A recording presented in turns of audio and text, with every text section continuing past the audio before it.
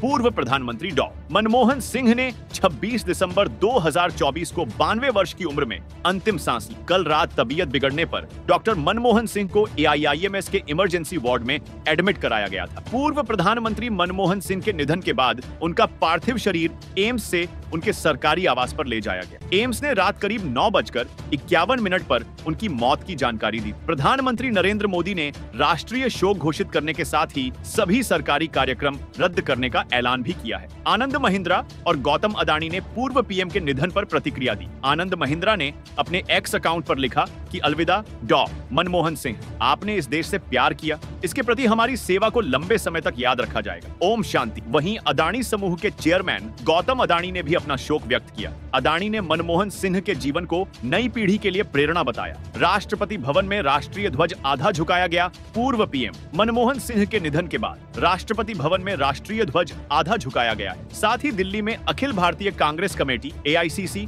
मुख्यालय में राष्ट्रीय ध्वज आधा झुकाया गया। पूर्व प्रधानमंत्री डॉ. मनमोहन सिंह का अंतिम संस्कार शनिवार को होगा। इसकी आधिकारिक घोषणा शुक्रवार को होने की उम्मीद है। राष्ट्रपति मुर्मू ने जताया शोक। राष्ट्रपति द्रौपदी मुर्मू ने कहा कि पूर्व प्रधानमंत्री डॉ.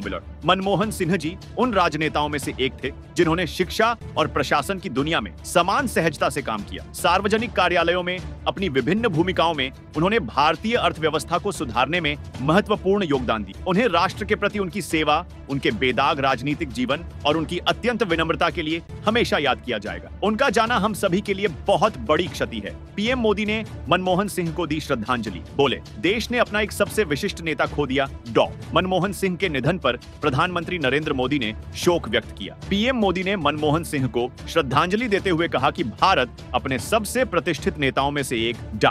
मनमोहन सिंह के निधन पर शोक मना रहा है। साधारण पृष्ठभूमि से उठकर वह एक प्रतिष्ठित अर्थशास्त्री बने। आगे कहा कि उन्होंने वित्त मंत्री सहित विभिन्न सरकारी पदों पर कार्य किया और वर्षों तक हमारी आर्थिक नीति पर अपनी गहरी छाप छोड़ी। संसद में उनके हस्तक्षेप भी बहुत ही व्यावहारिक थे। प्रधानमंत्री के रूप में उन्होंने लोगों के जीवन को बेहतर बनाने के लिए व्यापक प्रयास किए। मनमोहन के परिवार में पत्नी गुरशरण कौर और 3 बेटियां हैं। केंद्र सरकार ने 7 दिनों के राष्ट्रीय शोक की घोषणा की है। पूरे राजकीय सम्मान के साथ उनका अंतिम संस्कार किया जाएगा। शुक्रवार को निर्धारित सभी सरकारी कार्यक्रम रद्द कर दिए गए हैं और 11 बजे मंत्रिमंडल की बैठक बुलाई गई है। कांग्रेस ने भी स्थापना दिवस समारोह सहित अगले 7 दिनों तक अपने सभी कार्यक्रम रद्द कर दिए। वित्त मंत्री बनने के प्रस्ताव को मजाक मान गए थे। मनमोहन सिंह, काफी रोचक है ये कहानी। पूर्व प्रधानमंत्री डॉ. मनमोहन सिंह का निधन हो गया है। वित्त मंत्री के रूप में भारतीय अर्थव्यवस्था की दिशा को हमेशा के लिए बदल देने वाले डॉ. मनमोहन सिंह का राजनीति में आने का किस्सा बहुत रोचक है। डॉक्टर सिंह को PV नरसिम्हा राव सरकार में वित्त मंत्री बनने का प्रस्ताव देर रात नींद से उठाकर दिया गया था, जिस पर उन्हें यकीन नहीं हुआ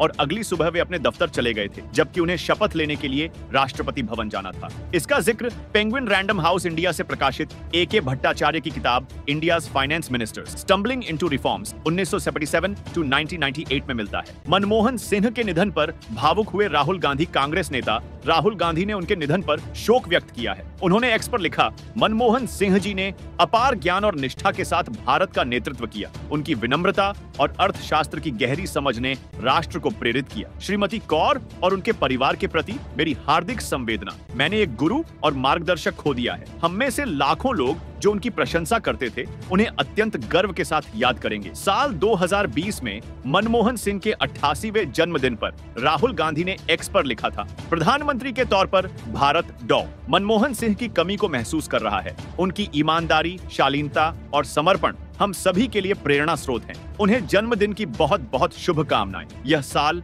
उनके लिए खूबसूरत हो। जब राहुल गांधी ने फाड़ा था अध्यादेश तो मनमोहन सिंह ने क्या कहा था? साल 2013 में राहुल गांधी ने दागी सांसदों और विधायकों पर लाए गए UPA सरकार के अध्यादेश को बेतुका बताकर फाड़ दिया था। तब तत्कालीन प्रधानमंत्री मनमोहन सिंह से इस बारे में कहा था, मैं इस विषय पर राहुल गांधी से बात करूंगा और ये जानने की कोशिश करूंगा कि उनकी नाराजगी की वजह क्या है और उन्होंने किन हालात में ऐसे बयान दी। Subscribe now and press the bell icon. Never miss an update.